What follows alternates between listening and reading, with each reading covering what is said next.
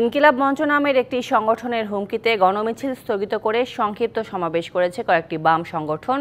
এতে ৭ দফা দাবি জানান নেতারা। বলেন, দেশের মাটিতে ফ্যাসিবাদের ঠাঁই হবে না। এদিকে বাম সংগঠনের ডাকা গণমিছিল প্রতিহত করতে পাল্টা কর্মসূচি দেয় ইনকিলাব মঞ্চ। এ সময় আওয়ামী লীগের গুম, খুন ও গণহত্যাকে বৈধতা দিয়ে রাজপথে কেউ নামলে তাদের প্রতিহতের ঘোষণা দিয়েছে সংগঠনটি।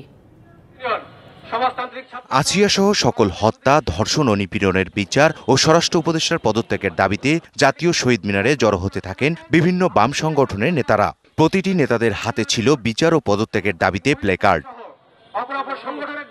বক্তারা স্বরাষ্ট্র উপদেষ্টার অপসারণ, জুলাই গণহত্যার বিচার সহ ৭ দফা দাবি জানান। আওয়ামী লীগকে দেশের মাটিতে স্থান দেয়া হবে না বলেও জানান তারা।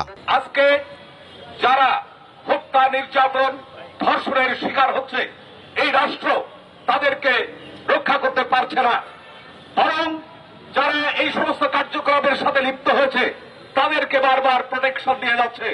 আমরা ব্যাখ্যীন ভাষায় ঘোষণা করতে চাই, এই স্বরাষ্ট্র মন্ত্রণালয়ের দায়িত্বে যিনি আছেন সেই জাহাঙ্গীরের পদত্যাগ চাই। ফ্যাসিস্ট হাসিনা সরকারকে বিতাড়িত করেছিলাম, সেই একই কায়দায় আজকেও সারা দেশে অন্যায়, নির্যাতন, নিপীড়ন, ধর্ষণ, হত্যা, মব সৃষ্টি হয়েছে। মবের নামে, মব জাস্টিসের নামে সারা দেশে লুটতরাজ চলছে। এরপর সংক্ষিপ্ত সমাবেশ শেষ করে গণমিছিল কর্মসূচি স্থগিত করার ঘোষণা দেন। এদিকে বাম সংগঠনের ডাকা গণমিছিলের প্রতিবাদে পাল্টা কর্মসূচি দেয় ইনকিলাব মঞ্চ। জুলাই ও শাপলা চত্বর গণহত্যার দায়ে আওয়ামী লীগ নিষিদ্ধ ও ধর্ষণের বিচারের দাবিতে শাহবাগে জাতীয় জাদুঘরের সামনে অবস্থান নেন তারা। একনল হ্যান্ড ওয়াশ 100% প্যারাবেন ফ্রি, তাই নিরাপদ হাতের জন্য আস্থা রাখুন একনলে। কর্মসূচিতে আওয়ামী লীগকে নিষিদ্ধ করে জুলাই গণহত্যার বিচার দৃশ্যমান করার দাবি জানানো হয়। বাংলাদেশের ষড়যন্ত্রকারীরা মেরেছেও, তারা ভিকটিম কার্ড প্লে করেছে। তারা আমাদেরকে যদি কেউ আক্রমণ করে আমরা তাদেরকে ফুলের টোকাও দিব না। যদি কেউ কোনো আক্রমণ করে ধরে ধরে আইনে সুপর্দ করা হবে।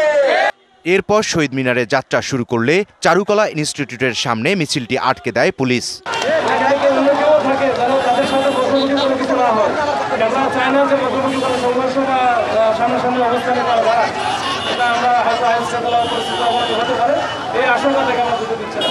এর আগে অপ্রীতিকর ঘটনা এড়াতে শনিবার সকাল থেকে পুরানা পল্টনে সিপিবির কেন্দ্রীয় কার্যালয়ের সামনে সতর্ক অবস্থান নেয় আইনশৃঙ্খলা বাহিনী।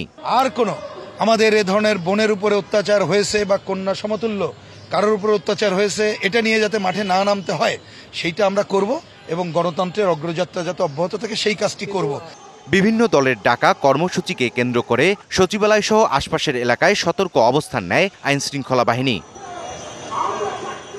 ইকবাল অনিক, ডিবিসি নিউজ, ঢাকা।